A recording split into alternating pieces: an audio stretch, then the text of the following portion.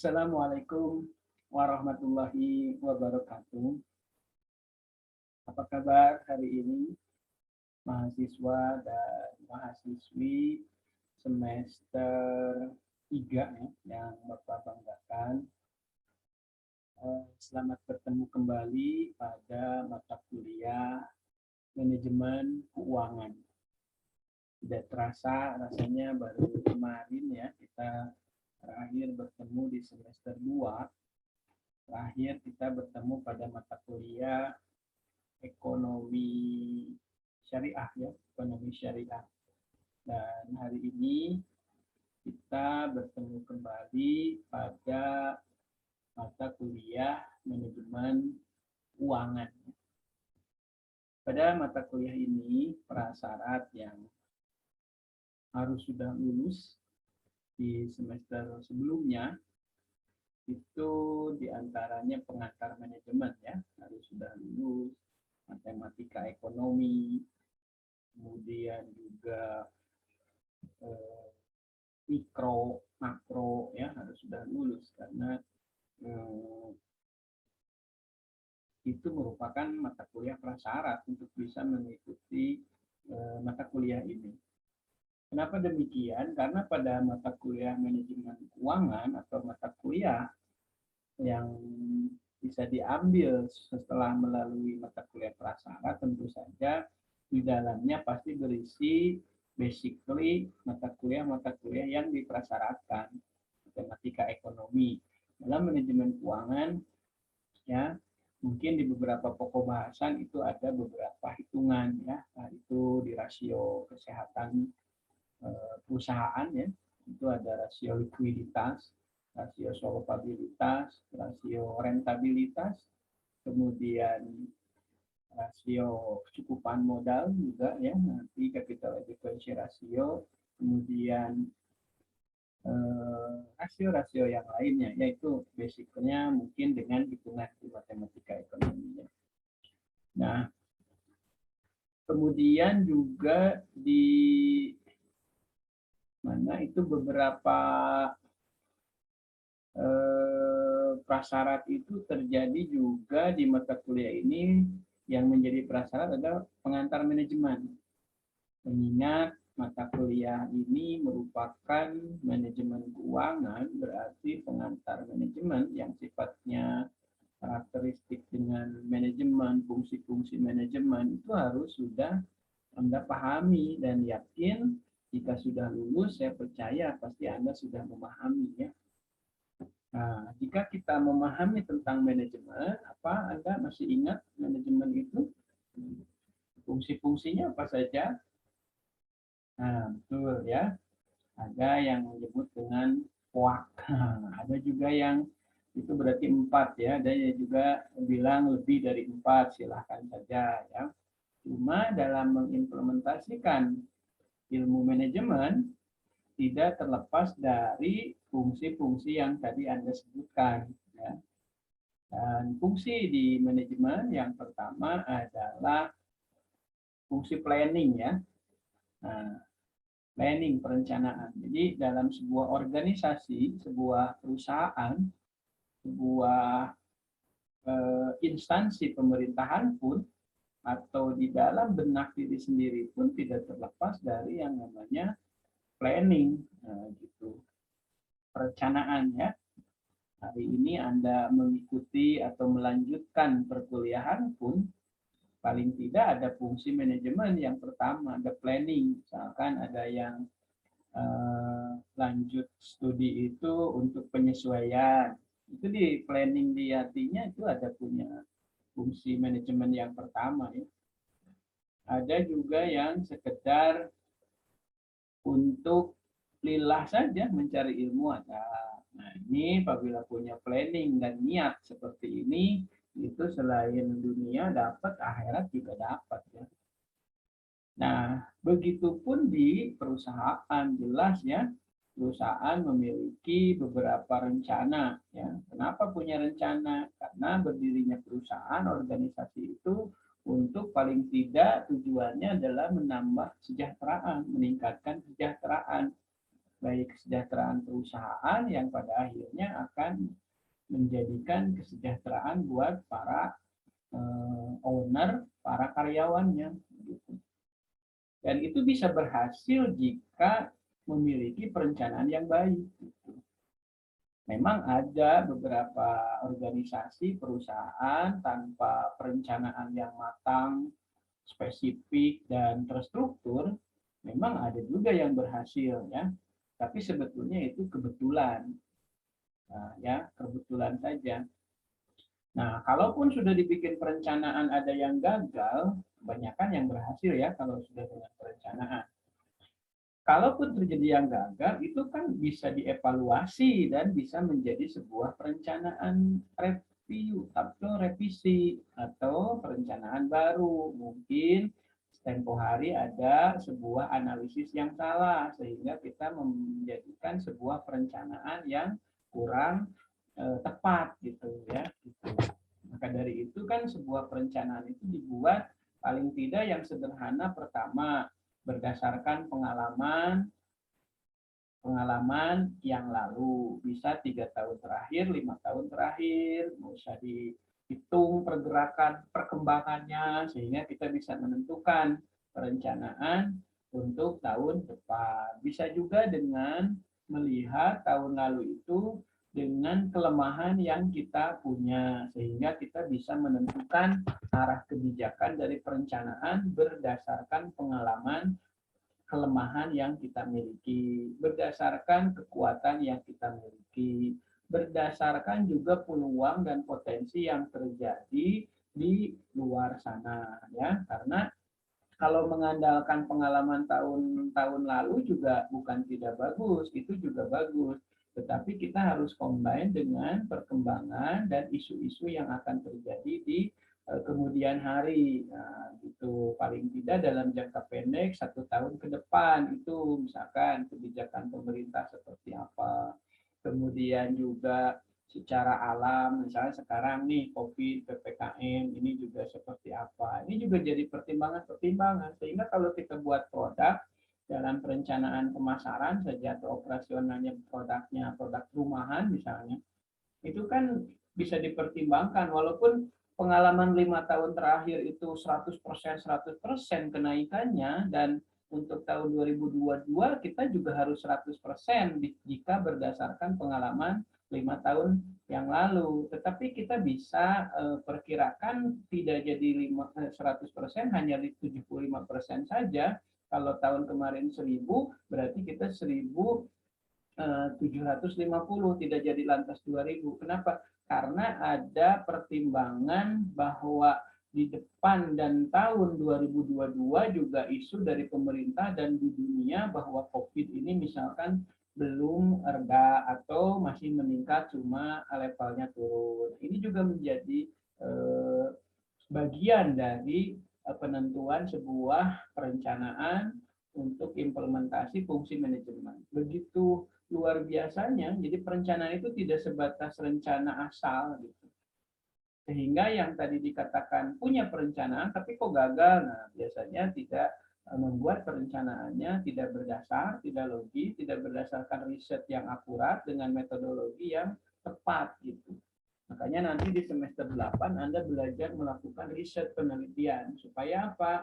Nanti bisa mendapatkan hasil yang akurat gitu, dengan metodologi referensi, studi empiris, studi pustaka, studi teoritis ya, kemudian studi yang lainnya itu dengan landasan-landasan normatif dan yang lainnya, sehingga nanti hasil penelitiannya, kesimpulan dan sarannya bisa dipertanggungjawabkan gitu. Dan hasil riset itu bisa menjadi sebuah perencanaan bagi organisasi yang diteliti oleh mahasiswa gitu. Dan di situ muncullah perencanaan baru, dan disitulah siklus manajemen itu ya. Jadi sudah direncanakan, dilaksanakan, dikontrol, kemudian kalau berhasil, alhamdulillah, kalaupun tidak dievaluasi kembali, muncul perencanaan kayak siklus ini ya, Kaizen, atau kalau di kami di perguruan tinggi ada yang namanya PPEPP. Di penetapan itulah perencanaan, penetapan, pelaksanaan, evaluasi, dievaluasi, kenapa berhasil, kenapa tidak berhasil, kemudian di tingkatkan. Kemudian satu lagi sebelum peningkatan adalah pengawasan, kemudian peningkatan. PPFF itu siklus Kaizen. Jadi kita juga berusaha sebaik mungkin, tetapi kalau sudah berusaha sebaik mungkin ternyata gagal dan salah, kita juga tidak alergi dengan kesalahan. Nah, sehingga nanti dievaluasi, kemudian dilakukan peningkatan kembali. Oh, yang kemarin ininya yang salah, kita tingkatkan. Itu jadi sebuah, begitulah manajemen. Makanya jika sebuah organisasi kacau, terus sebuah organisasi tidak berhasil, ada orang yang wah ini salah manajemen, oh ini salah tata kelola, ya manajemen juga. Oh ini salah kalau di beberapa instansi government good apa itu eh, government eh, corporate good gitu ya. Artinya tata kelola dari pemerintahannya itu kurang baik atau memang sudah baik. Seperti itu. Jadi kalau beberapa instansi, organisasi atau Anda di hal kecil saja di sebuah kepanitiaan pada saat ada tidak berhasil tuh ada yang mengatakan wah ini ada manajemen yang baik, ada tata kelola yang kurang baik, ada manajemen yang kurang baik, pemimpinnya yang kurang baik, pemimpinnya yang kurang memanage dengan baik. Memanage di sini adalah dari mulai perencanaan saja sudah salah. Nah, gitu ya. Kemudian ada fungsi yang kedua apa? Masih ingat manajemen ini sebelum ke manajemen keuangan kita review dulu ya, karena kalau kita tidak paham atau belum paham lupa lagi dengan beberapa mata kuliah yang menjadi prasyarat di sini ya agak repot juga ya nantinya. Belum ke fungsi keuangan, belum ke nanti rasio-rasio dan lain sebagainya ya kita menghitung. Apa fungsi yang kedua kira-kira? Bisa, betul. Nah, itu ya ada yang mengatakan sudah benar, ada juga yang salah. Salah bukan berarti salah ya, mungkin lupa ya gitu. Itu adalah pelaksanaan ya, pengorganisasian atau dalam POAK itu organizing. Nah, itu kan planning, organizing.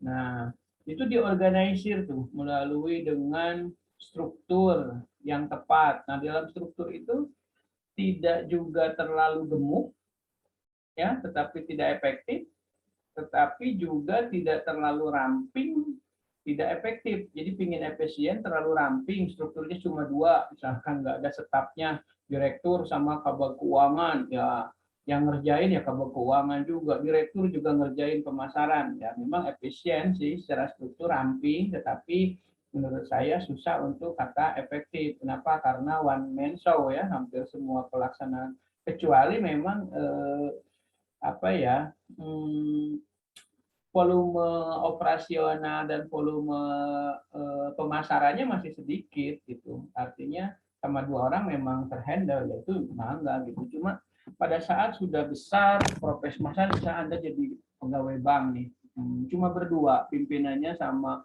ya nanti pimpinan merangkap teller, kadang-kadang sudah teller merangkap customer service. Memang ramping sih, tapi kalau jumlah nasabahnya sudah banyak kan repot. Kemudian kalaupun nasabahnya masih sedikit, ya misalkan benar sih masih sedikit, tetapi kan tetap performanya itu tidak artinya memperlihatkan sebuah performa dari pegawai dan bank tersebut yang kurang apa ya, yang kurang profesional. Kenapa? Karena pada saat ada nasabah ke customer service, tanyain ke customer service. Kemudian pada saat ke apa itu ke teller, harus ke teller lagi lari. Nah, ini juga tidak baik ya. Nah, jadi kurang profesional ya gitu. Kemudian juga ada misalkan direktur pada saat ada nasabah misalkan mau ke toilet juga yang lanjutin yang nunjukinnya manajernya juga. Ini juga menjadi kurang profesional ya, walaupun memang nasabahnya memang betul baru satu atau dua ini ya gitu. Dan di sini perlu sebuah manajemen yang baik gitu ya, dari mulai planning kemudian organizing. Nah, di sini diperkirakan ada nanti di organizing itu di perilaku organisasi, kemudian di MSDM Di situ kan ada perencanaan SDM ya gitu. Jadi tidak terlalu banyak juga jangan, terlalu sedikit juga jangan. Mencari yang tepat. Kemudian disesuaikan job analisis, kemudian nanti saat rekrutmennya, kemudian saat placementnya diberikan job spesifikasi dan job description yang baik. Nah, sehingga nanti punya. Nah, disitulah jadi implementasi tentang fungsi-fungsi manajemen juga dalam ya harus terkuasai karena kalau sekedar hafal saja ya nanti dalam pelaksanaan memimpin organisasi atau memimpin sebuah perusahaan ya tetap saja tidak berhasil ya. Makanya banyak orang yang mengatakan juga ya tadi ya, wah ini padahal sarjana ekonomi, padahal sarjana manajemen, tetapi kok memanage tidak baik. Nah itu banyak yang berungkap seperti barusan ya, seperti tadi.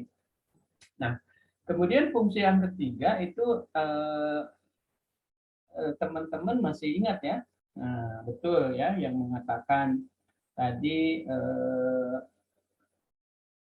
organizing, act to acting ya, itu act to acting. Nah itu dari mulai apa itu pembagian struktur, kemudian job description, kemudian koordinasi ya antar divisi, antar parlemen itu bagian dari act to acting.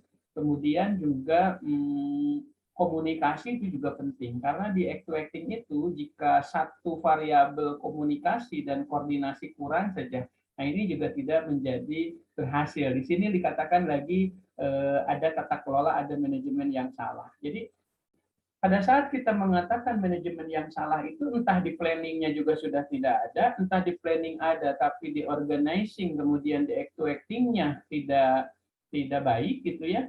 Nggak tahu di fungsi yang mana nih, apalagi kalau di semua fungsi yang tidak baik gitu ya. Nah kalau di semua fungsi yang tidak baik ini bahaya sekali ya gitu, dan itu pasti sudah hancur dari sejak awal ya gitu. Nah kemudian fungsi yang terakhir apa? Benar ya, itu ada di fungsi kontrol ya, controlling. Nah, dalam kontrol itu adalah dari mulai evaluasi, kemudian pengontrolan, memastikan apa yang dilaksanakan sudah sesuai dengan apa yang direncanakan. Kalaupun dalam pelaksanaannya terhambat, tidak sesuai dengan perencanaan, kita akan mencari solusi. Kalaupun tetap sampai batas waktu yang ditentukan tidak terrealisasi, kita akan evaluasi dan menjadi perencanaan berikutnya. Nah, itu di pengawasan itu. Disitulah model Kaizen. Jadi terus saja berputar.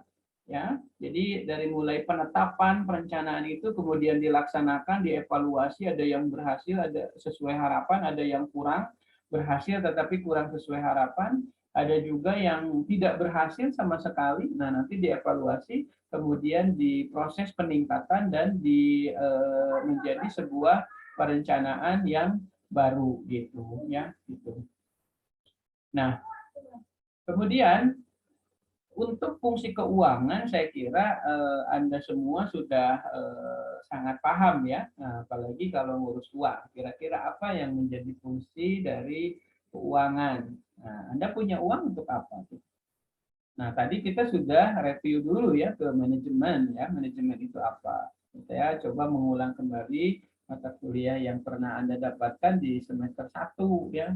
Nah, makanya yang menjadi prasyarat di sini tadi pengantar manajemen sudah pasti itu wajib lulus.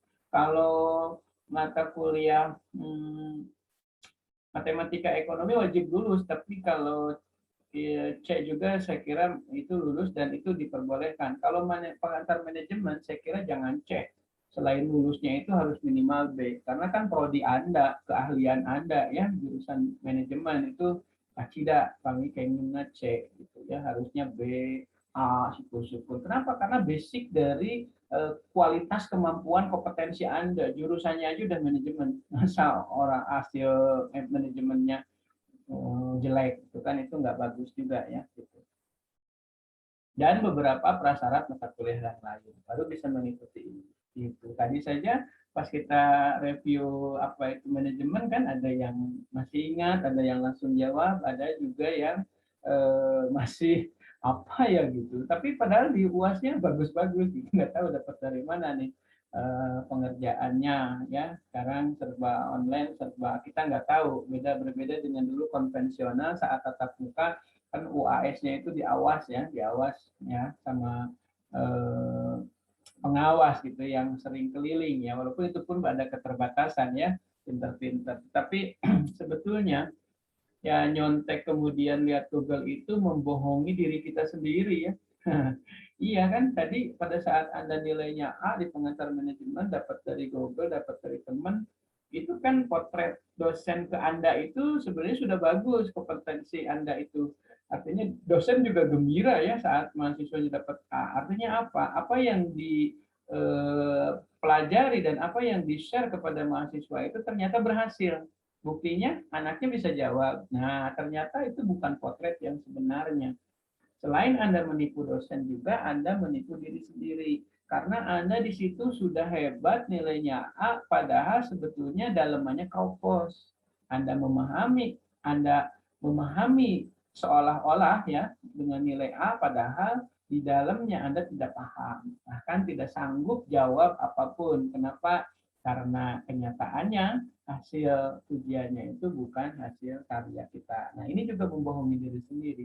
Anda perlu ingat saat interview, saat tes seleksi untuk masuk beberapa perusahaan, kemudian bahkan PNS, kita sudah tidak bisa lagi didampingi sama teman yang dulu sering kita contek, kemudian tidak bisa lagi kita didampingi dengan sebuah HP Google, walaupun Anda benar bawa, tetapi kan nggak mungkin saat di dalam interview apa yang mereka tanyakan kemudian Anda lihat di depan kayak gini gitu ya, kayak gini, Pak bentar saya buka, gitu nggak mungkin kan.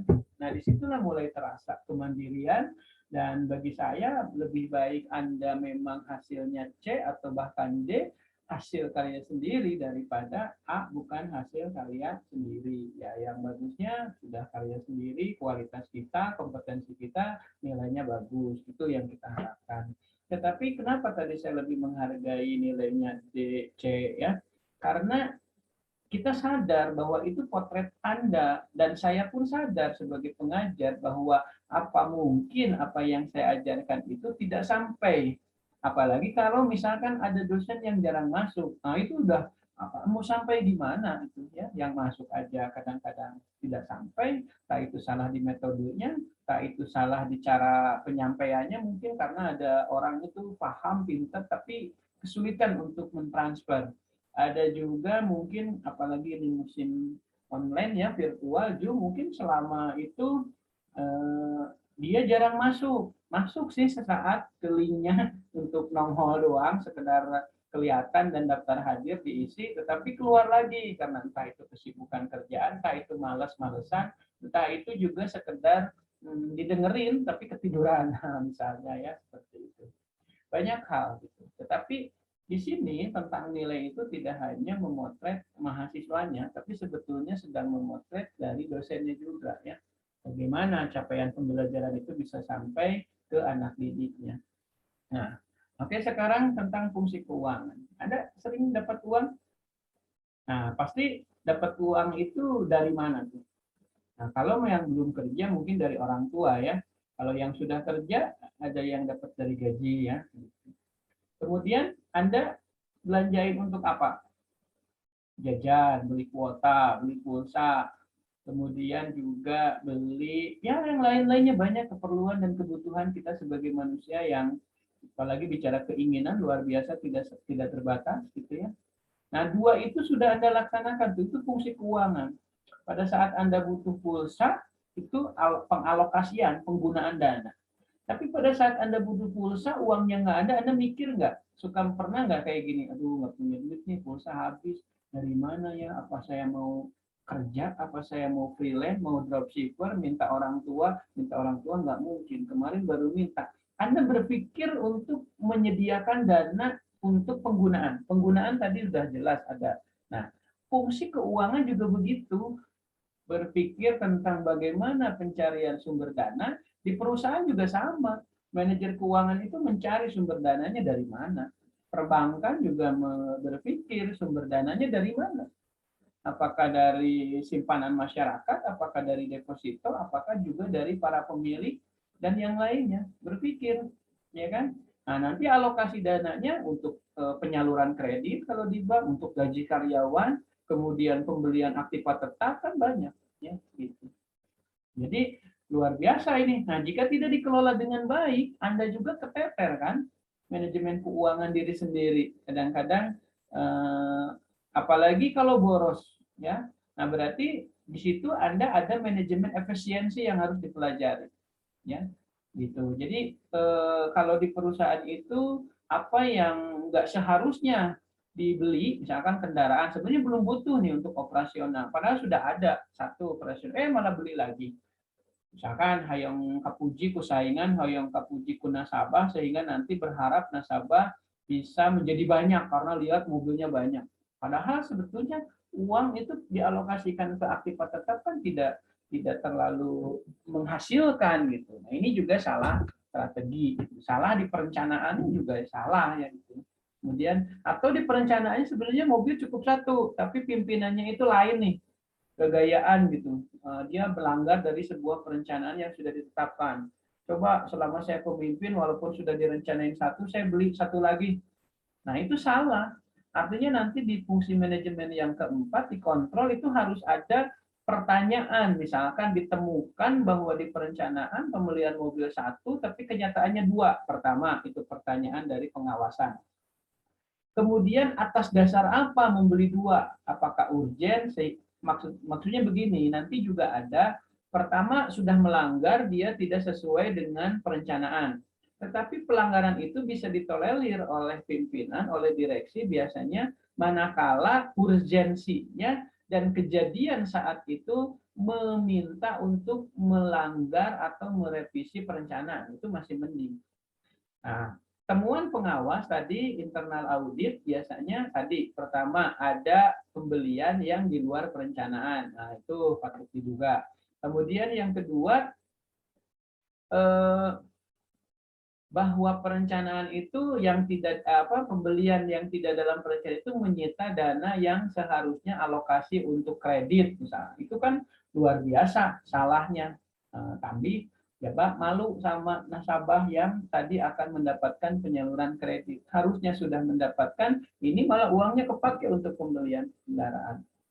Nah, itu banyak hal tuh, ya. Nanti hati-hati gaya kepemimpinan di situ juga akan menentukan karena banyak para pemimpin yang melanggar sebuah perencanaan yang sudah ditetapkan, ya, tapi dia berani melanggar karena gaya hidup itu. Apa itu gaya hidup diri sendiri? Ada juga pengaruh gaya hidup dari keluarganya, misalnya istrinya. Nah, makanya hal-hal seperti ini apakah benar adanya? Ini sebuah hipotesis.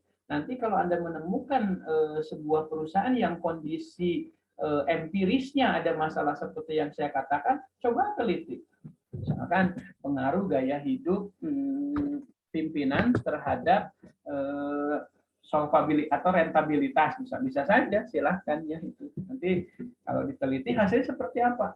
Nah, kalau benar ya sarannya nanti kepada para pemimpin ya tolong jangan membawa gaya kepemimpinan yang kurang baik ke perusahaan. Apalagi kan itu perusahaannya bukan perusahaan milik sendiri. Perusahaan yang hendaknya saja sebagai pemimpin dipercaya orang. Nah, ini berarti tidak baik. Gitu ya. Dan fungsi pengawasannya juga harus tegas. Jangan sampai nanti ketahuan sudah 2 tahun, 3 tahun. Wah, berarti dia udah lama ini. Nanti jebol udah kadung jebol di perusahaannya itu udah bahaya tuh gitu ya kalau sudah terlalu lama. Seperti kasusnya BUMN Jiwasraya ya, Jiwasraya itu terlalu lama, itu ada pelanggarannya yang saya nggak habis pikir adalah fungsi controllingnya tuh di situ. Kenapa dari dulu tuh? Jadi yang kena itu nanti tidak hanya pelaku yang di tahun penyalahgunaan tadi saja, tetapi para pengawas fungsi kontrol yang ada di situ, SPI, Sistem Pengendali Internal. Berarti sama-sama berjamaah. Jadi saat dia kontrol sebetulnya dia itu menemukan fakta-fakta ketidaksesuaian, tetapi kenyataannya dia menutup mata karena mungkin ada diberi imbalan atau lain sebagainya. Sama mungkin saudara atau lain sebagainya. Nah, itu bahaya, lama-lama perusahaannya bisa hancur. Disinilah pentingnya sebuah manajemen. Nah, kaitannya dengan keuangan, saat nanti tidak ada dana, kemudian alokasi dana untuk apa, kemudian sumber dananya dari mana, nah itulah fungsi dari keuangan. Jika keuangan ini tidak dimanage dengan baik, maka akan melahirkan sebuah kejadian yang tadi saya ilustrasikan. Ya, ada uang nggak bisa nyalurin kalau di bank, nggak bisa nyalurin terus kehabisan dananya. Nah, sementara di manajemen keuangan itu menjadi sebuah pekerjaan ya, sebuah pekerjaan dari situ ya untuk manajemen keuangan. Nah, kalau begitu manajemen keuangan itu apa? Nah, ini konsep manajemen keuangan itu merupakan suatu proses dalam pengaturan aktivitas atau kegiatan keuangan dalam suatu organisasi, di mana di dalamnya termasuk kegiatan planning. Nah, ini tadi ya. Nah, cuma karena ini manajemen keuangan, planningnya planning tentang apa? Perencanaan keuangan, merencanakan sumber dana dari penghuni bank ya, dari simpanan berapa, dari deposito berapa kira-kira. Biasanya urutan tahun kemari ini peningkatan ke tahun memena sakitu, ya mangga boleh itu dibuat sebuah metode ya. Tapi tadi perlu dipertimbangkan juga kondisi ke depan ya, kondisi masyarakat. Oh, deposito direncanakan naik 100%. Tahun kemarin terakhir itu 2 triliun, berarti 4 triliun. Nah, perlu pertimbangkan mengingat masyarakat akhir-akhir ini selama dampak COVID-19 ini kan daya beli dan penghasilannya itu menjadi turun ya, kecil. Apalagi para pedagang wilayah-wilayah kalau di Sumedang kayak Cisarua, kemudian Paseh, Hawur Kuning itu kan banyak para pedagang yang icalan Indomie gitu ya, Indomie di Jakarta. Nah, saat di Jakarta diberlakukan PPKM kan mereka drastis tuh nggak bisa jualan. Yang dulu sebulan dapat katanya 60 juta, 100 juta, sekarang drastis tuh di rumahnya kerepotan mereka. Nah, pada saat kita targetan itu kan nggak mungkin tuh. Jadi artinya dalam penentuan perencanaan itu kolaborasi masa lalu dengan masa yang akan datang. Itu dibuatkan sebuah planning. Jadi suatu proses dalam pengaturan aktivitas atau kegiatan keuangan dalam suatu organisasi di mana di dalamnya termasuk kegiatan planning, analisis, dan pengendalian terhadap kegiatan keuangan ya yang biasanya dilakukan oleh manajer keuangan. Ya, orang yang memimpin memanage keuangan itu manajer. Adapun nanti di setingkat middle disebut kabal, kemudian di setingkat ini kasub gitu, itu hanya penginian organisasi saja ya gitu. Nah, selanjutnya ada juga konsep manajemen menurut pendapat lain adalah seluruh aktivitas kegiatan perusahaan ini ya yang berhubungan dengan upaya untuk mendapatkan dana perusahaan. Nah, jadi sumber-sumber dananya ini juga menjadi tupoksi, jadi bagian keuangan. Jadi jika Anda menjadi kepanitiaan bagian bendahara, bagian keuangan itu harus menyusun perencanaan manajemen ya, dari mulai fungsi yang pertama perencanaan, dari mana nih sumber membiayai pelaksanaan kegiatan kepanitiaan kita, alokasi penggunanya untuk apa saja, misalkan untuk kesekretariatan, untuk publikasi, surat menyurat, kemudian juga untuk pas acara hari H-nya ya, ruangan, aula, kursi berapa, itu perencanaan untuk pengalokasian, penggunaan dana. Nah, tapi nanti ada juga perencanaan, misalkan di kepanitiaan itu kayak di kemahasiswaan itu, ada event webinar butuh dana sampai 32 juta misalkan. Wah, perencanaan masuknya berarti kan harus 32 juta minimal. Syukur-syukur bisa lebih. Nah, perencanaan itu dialokasikan dari mana? Misalkan satu donatur ditargetin sekian. Itu kan baru perencanaan. Realisasinya bisa tercapai, bisa tidak, bisa melebihi. Kemudian perencanaan sumber uang dari pendaftaran peserta webinar misalkan. Pendaftarannya 20.000, diperkirakan yang hadir bisa ada 500, 20 ke 500. Kalau ngitung gampang, ekspektasi 32 juta kebutuhan untuk penggunaan anggaran itu sudah bisa kita realisasikan kan kalau di perencanaan. Tapi kan realisasi itu tadi apakah yakin peserta itu ada 500, ya kan? Nah, makanya nanti perencanaan manajemen keuangan itu akan dirapatkan. Nah, itu ya Bapak Ibu. Nah, sehingga dari situ kita memahami bahwa pentingnya sebuah manajemen yang baik. Lebih lagi pada konsep manajemen keuangan. Gitu, ya. Itu baru sekitar kasus di kepanitiaan. Belum lagi kalau misalkan Anda menjadi manajer keuangan dalam sebuah organisasi, dalam sebuah perusahaan. Itu penting sekali ya untuk memanage dengan baik. Ingat dari mulai planning, organizing, acting. Planning nanti sumber dana, nih kayak panitiaan tadi. Dalam perencanaan, pengalokasian sumber dana itu misalkan untuk sewa kursi untuk mana? Kapasitas 500 disewai 300, 200-nya masuk kantong sendiri. Nah, ini juga tidak baik dalam acting, organizing-nya ya. Nanti harus ada fungsi kontrol. Fungsi kontrolnya pemimpin, ketua panitia malah ya udahlah bagi dua aja. Nah, itu juga nggak baik.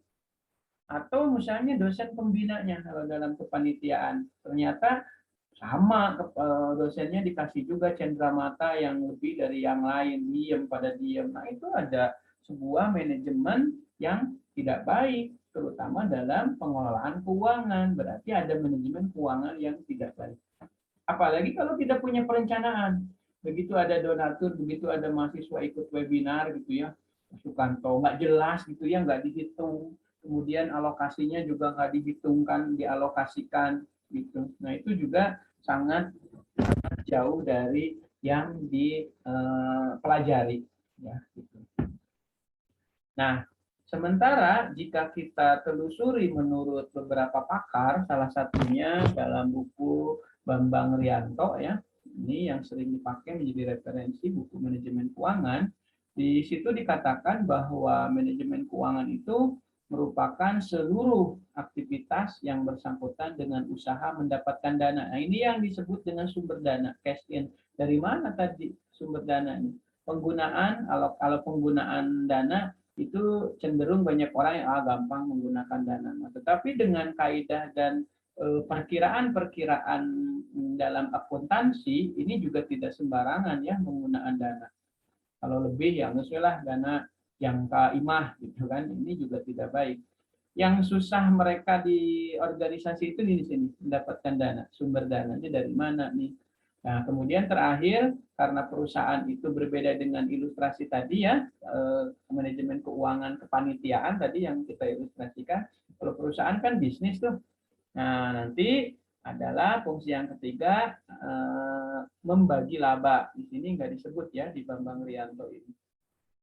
Nah, kemudian Suad Hasnan tahun 2002 menyatakan bahwa manajemen keuangan merupakan pengaturan kegiatan keuangan. Jadi, manajemen keuangan merupakan suatu kegiatan perencanaan, penganggaran, pemeriksaan. Nah, ini fungsi-fungsi manajemen tuh. Pengendalian tuh fungsi kontrol kan, pencarian. Nah, pencarian tadi fungsi keuangan. Dari mana nih dananya? Di sebuah keluarga juga begitu kan. Saat Anda itu sudah menikah kemudian punya anak, itu kan ada pengalokasian dana untuk sekolah, dana konsumsi sehari-hari. Kemudian sumber dananya dari mana? Itu kan juga sama tuh mengimplementasikan manajemen keuangan. Sumber dananya dari mana? Oh, gaji suaminya. Oh, juga gaji istrinya. Nah, itu lebih bagus tuh. Kalau semakin banyak sumber dana, semakin potensial untuk penggunaan dana. Bahkan kita bisa membuatkan perkiraan yang baru. Misalkan teman-teman tetangga kita nggak bisa ada alokasi cicilan mobil, kita masih sanggup. Kenapa? Karena sumber dananya masih ada, masih kuat. Gitu. Nah, di situ ya. Nah, di keluarga juga manakala manajemen keuangannya tidak baik, ada tata kelola manajemen keuangan tidak baik, ya Anda sering mendapatkan kan beberapa keluarga yang tidak kuat dengan pola ini gitu ya, sehingga mereka sampai berpisah, bercerai, yang disebut dipercaya adalah gara-gara ekonomi katanya. Padahal misalnya pendapatannya luar biasa besar, tapi karena pengalokasian dananya tidak teratur dan tidak baik, baik perencanaannya pun nggak ada, pelaksanaannya pun apalagi tidak teratur, tidak sesuai dengan rencana gitu ya. Di rencana ada makan anak sekolah, dina realisasinya dia shopping misalnya. Ya, ya jelas lah. Yang tidak ada dalam perencanaan saja arisan, kemudian belanja-belanja kayak gitu online itu paling enak sekali kan, menjelajah di situ barang-barang komono kebitaan. Wah itu kan banyak anggaran alokasi dana yang tidak sesuai itu. Pada akhirnya ya begitu. Nah, alumni dari Fakultas Ekonomi Bisnis terutama manajemen menurut saya tidak harus selalu itu karena paham. Ya walaupun nanti walaupun paham ada juga ya gaya hidup, bawaan dari karakter sehari-harinya, kemudian bawaan keluarga yang tidak bisa menahan tentang pahamnya tentang keilmuan. Jadi pahamlah paham, cuma karena gaya hidup kemudian karakternya tadi yang tidak bisa menahan, sudah sifat seperti itu baik di keluarga, ya itu bablas juga tuh ya, pada akhirnya ya terjadilah hal-hal yang memang tidak diinginkan karena fungsi kontrol tidak ada, actuating organizing tidak benar, perencanaan pun tidak ada, ya mengalir begitu saja. Padahal kalau kita bicara pendapatan, dia punya pendapatan sendiri, tapi banyak sekali yang tidak mampu mengelola dengan baik, atau istilah dalam akademik itu mengelola dengan baik itu memanage ya, memanage gitu. Begitu adik-adik mahasiswa ya, kira. Nah, jadi kalau begitu tugas-tugas pokok manajemen keuangan itu apa? Nah, ya, yang bagi teman-teman yang sudah bekerja ini pasti paham, dan tadi pun sudah saya katakan kan. Nah, yang pertama, nah ini dibalik nih. Tadi saya yang pertama kebijakan pendanaan. Jadi sumber dananya dari mana? Yang kedua menggunakan dana. Investasi kemana nih? Kalau di bank kan untuk pembiayaan kredit ke nasabah ya. Gitu. Kemudian yang ketiga membagi laba. Karena perusahaan itu perusahaan bisnis ya, pasti fungsi yang ketiga dari keuangan itu membagi laba. Karena ada sisa hasil usaha kan nanti ya. Kalau di keluarga ada nggak? Ada. Kalau di keluarga hanya ada sumber pencarian dana dan pengalokasian penggunaan dana saja. Sama di kepanitiaan tadi juga. Ya, walaupun suka ada selisih lebih, ya itu harusnya dibalikin tuh ke negara. Tapi ya kita suka bagi-bagi dengan panitia aja ya, sampai di pembukuannya itu nol antara sumber dana dengan pengalokasian dana. Jadi nol CF lah gitu. Seperti itu ya kalau di kepanitiaan. Kalau di perusahaan wajib ada lebihnya. Kalau sama dengan nol, aduh kasihan itu para investor, dia nggak kebagian labanya ya gitu. Sehingga kalau nggak kebagian labanya ya lama-lama dia bisa keluar menarik investasinya ya, dan dia berinvestasinya beralih ke investasi yang lainnya, bisa misalkan ke emas, ke ya celang lainnya ya. Pada akhirnya jika mereka mengambil dana-dananya atau mengalihkannya ya kita juga kesulitan, sudah susah mencari sumber dana baru, malah yang lama pun pada memindahkan. Ini repot juga ya, seperti itu. Sampai sini bisa dipahami ya.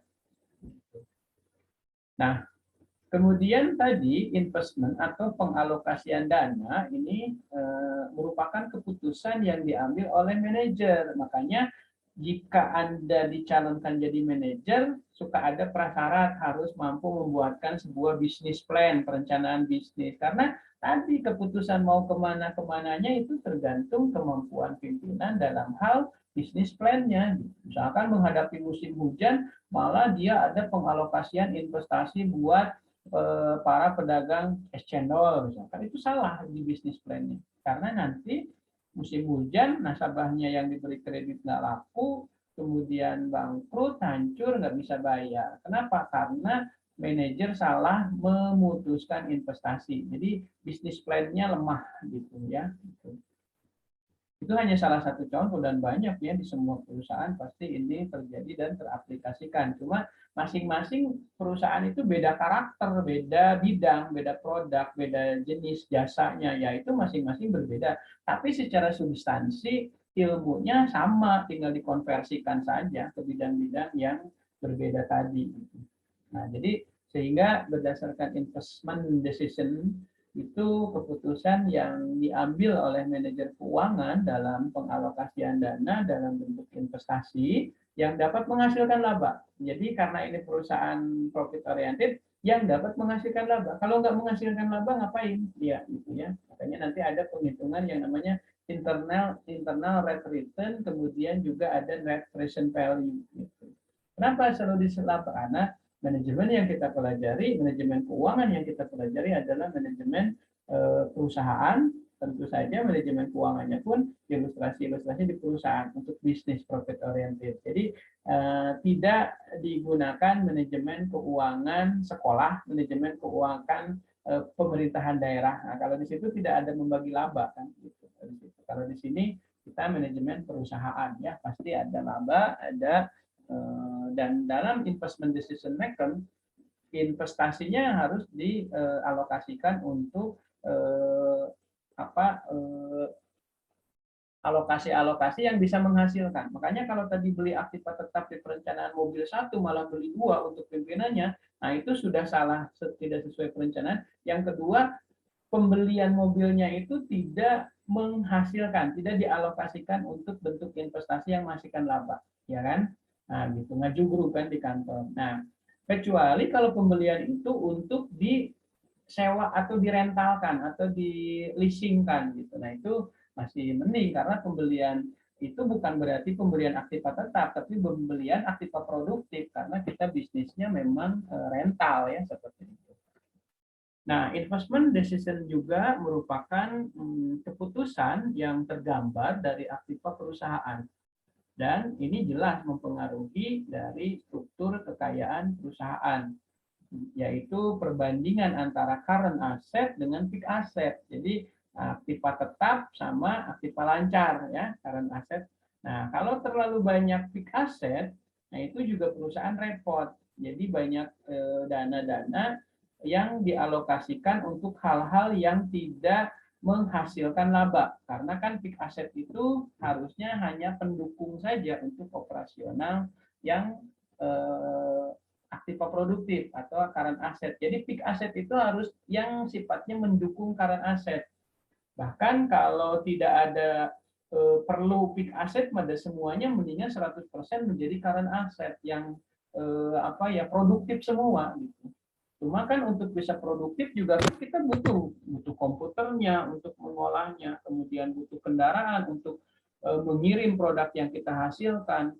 Nah, jadi terpaksa fixed asset juga kita harus beli, tapi fixed asset ini dibeli sebatas yang bisa menunjang seefisien mungkin dan seefektif mungkin bisa menunjang untuk current asset, aktiva produktif. Begitu prinsipnya ya investasi decision.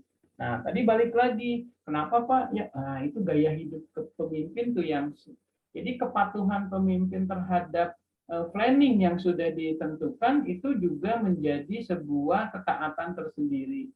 Kemudian yang kedua, faktor gaya hidup dari keluarganya ini juga akan mempengaruhi tentang gaya kepemimpinan. Mungkin saja dia itu sebenarnya gaya kepemimpinannya bagus, tapi semenjak menikah ada pengaruh-pengaruh dari keluarganya. Itu bisa saja juga terjadi seperti itu. Dan di beberapa perusahaan ada hal-hal tersebut itu terjadi. Kemudian financial decision. Nah, ini pencarian dana ya. Jadi sumber dananya dari mana? Nah, ini merupakan keputusan manajemen keuangan dalam melakukan pertimbangan dan analisis perpaduan antara sumber-sumber dana yang paling ekonomis bagi perusahaan untuk mendanai kebutuhan. Jadi dicari juga dari, jangan cari dana mahal karena nanti susah pada saat aktiva current asset tadi tidak sebanding dengan fixed asset, apalagi kita mendapatkan sumber dananya yang mahal, berbunga, susah, nah itu berat tuh. Gitu. Sudah mahal disimpannya di fixed asset, wah itu makin nggak produktif, kita harus bayar mahal, bayar bunganya kepada pihak lain, wah itu makin rumit tuh. Makanya di situ berarti manajer tidak memahami bisnis plan, tidak memahami juga tentang manajemen tata kelola yang baik. Gitu. Makanya ya sekali lagi banyak perusahaan-perusahaan yang tidak berjalan dengan baik, banyak yang mengatakan karena ada manajemen yang salah. Ya benar sih, cuma kalau ditelusuri di dalamnya itu yang mananya pasti atau mungkin 100% dari semua fungsi salah ya apalagi. Kemudian financial decision itu merupakan keputusan ya pendanaan yang tercermin dalam sisi pasifa perusahaan. Nah, di neraca itu kan kalau kita berhadapan dengan neracanya di situ ada di sebelah kanan. Tapi kalau neracanya sama-sama menghadap ke arah kita, ke arah sana, berarti neraca itu ada di sebelah kiri ya, sebelah kiri gitu. Cuma kalau neracanya berhadapan-hadapan dengan kita, kalau melihat yang pasifa itu berada di sebelah kanan ya, kalau berhadap-hadapan.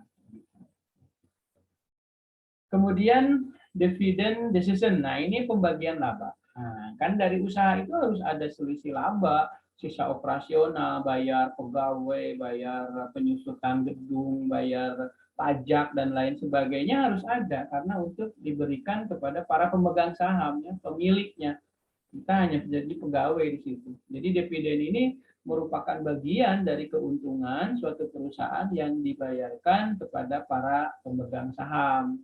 Kalau kita tidak bayarkan, artinya sumber dana di laba rugi itu sama dengan biaya-biaya, nol, itu artinya di sini disebut break even point. Nah, para pemegang saham akan berpikir dua kali untuk menempatkan dananya di perusahaan tempat kita bekerja. Gitu. Artinya para pemegang saham akan bilang, pimpinannya nggak bener nih, manajernya nggak bener nih, saya nggak mau investasi di perusahaan ini lagi, diambil. Tadi kita mencari sumber dana yang baru saja sudah susahnya bukan main, malah sumber dana yang lama pun pada keluar, pada lari keluar. Nah, keputusan dividen ini adalah merupakan keputusan manajemen keuangan dalam menentukan besarnya proporsi laba yang akan dibagikan kepada para pemegang saham dan proporsi dana yang akan disimpan di perusahaan sebagai laba ditahan untuk pertumbuhan perusahaan gitu ya. Nah, saya kira untuk kalau ya dividen ya, tapi kalau para pemegang saham nyebutnya mungkin bukan dividen. Dividen familiar di bahasanya koperasi ya, bagi-bagi kan setiap 1 tahun itu ada sisa hasil usaha itu dibagikan kan dividen karena pemegang sahamnya anggota ya dibagiin kepada anggota.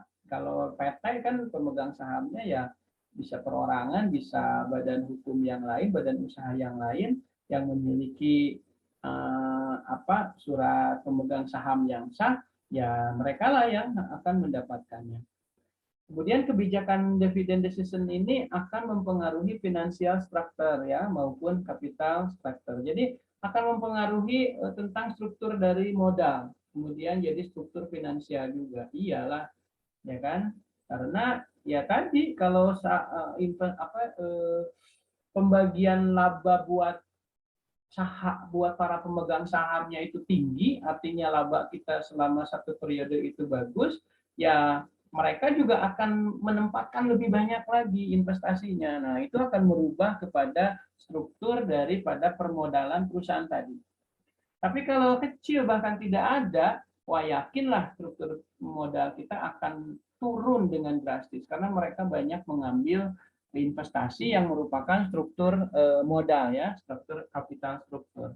Nah, pada akhirnya finansial strukturnya, struktur dari keuangannya juga carut marut dan kacau sehingga susahlah disitulah biasanya terjadi pilot. Jadi pilot tadi mungkin bukan dikarenakan penjualan yang sudah tidak laku sama sekali, penjualan masih ada, tetapi cara mengoperasional manajemen keuangannya salah, mungkin terlalu boros dengan biaya-biaya, ya, padahal pendapatan besar, penjualan besar, tapi boros dengan biaya-biaya, misalkan pemimpin dan karyawannya sering jalan-jalan ke luar negeri menggunakan dana alokasi dari perusahaan tadi, ya itu juga menjadi tidak efisien, atau lain sebagainya ya permasalahannya.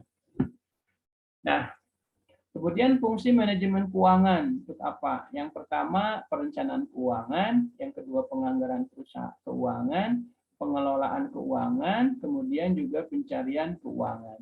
Nah, adik-adik mahasiswa dan mahasiswi, saya kira untuk yang fungsi manajemen kita lanjutkan minggu depan. Kebetulan saat virtual ini direkam. Ini kita ada tamu ya, nggak enak, tetapi sebetulnya ya memang untuk sinkron ini seperti ini gitu ya. Jadi mohon maaf adik-adik yang mahasiswa yang hari ini terganggu untuk urusan saya. Kebetulan tamu ini juga mungkin mahasiswa juga nih ya, yang dimana saya juga untuk pelayanan yang dikomplain ya, Anda juga akan komplain ya kalau memang saya tidak atau menghentikan pengajaran ini. Tapi saya kira dari pola pikir tadi yang sudah saya sampaikan dan Bapak sampaikan, bahwa tadi kita review ke pengantar manajemen, kemudian kita juga introduction tentang keuangan, sehingga kita punya pola pikir yang sama tentang manajemen keuangan.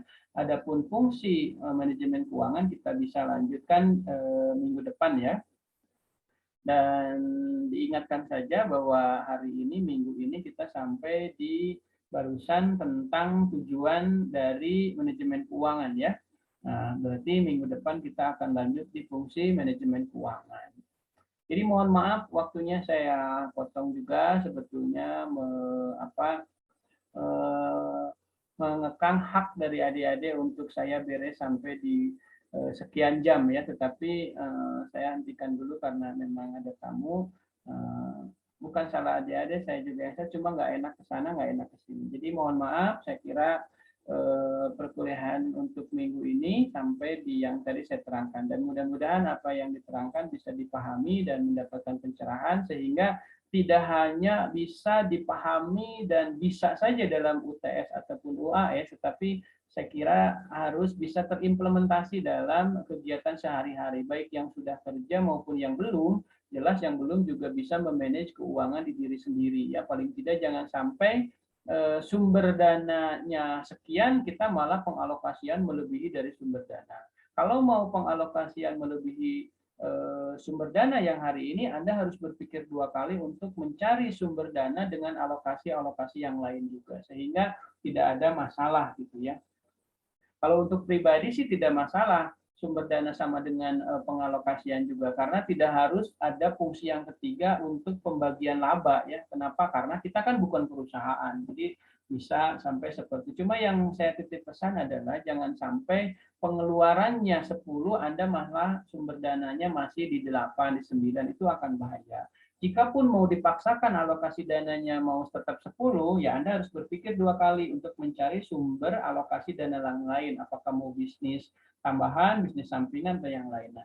Tetapi jika tidak mungkin penambahan sumber dana, tetap Anda bisanya hanya 8, berarti Anda harus efisien. Artinya Anda yang harus merubah pengalokasian dana, berpikir dua kali, memending, menahan, bahkan menghilangkan keinginan-keinginan yang hari ini tidak mampu dan tersimpan untuk perencanaan di berikutnya jika kita sudah mampu. Begitu, jika Anda memaksakan diri, ya tunggulah nanti kesulitan tersendiri. Sudah banyak hutang nanti, kemudian juga ada kendala-kendala yang lainnya ya gitu. Karena setelah muncul masalah pertama dan Anda mengambil tindakan yang salah, nanti akan muncul lagi permasalahan-permasalahan yang baru lagi. Dan itu tidak baik bagi kita ya, apalagi kita alumni dari Fakultas Ekonomi Bisnis yang mempelajari ilmu ini. Sangat malu, nanti ada teman kita yang nanya, masa dari ilmu manajemen kok nggak bisa memanage? Nah, ini juga salah. Tadi saya sudah bilang ya, ada yang paham ilmunya, tetapi karakter dan gaya hidup yang memang tidak bisa mengerem dari kemampuan Anda yang sudah paham. Ada juga yang sebetulnya tidak belajar ilmunya tapi karakternya itu bagus, tidak belajar juga. Mungkin Anda ya ada yang bilang, Pak, teman saya nggak kuliah, nggak apa, tapi dia mampu memanage keuangan dengan baik. Yaitu ada karakter sendiri di sini yang mampu mengimplementasikan ilmu ini. Mungkin kalau ditanya ilmunya mereka nggak tahu, tetapi dalam aplikasinya mereka sudah memahami tentang ini ya. Gitu.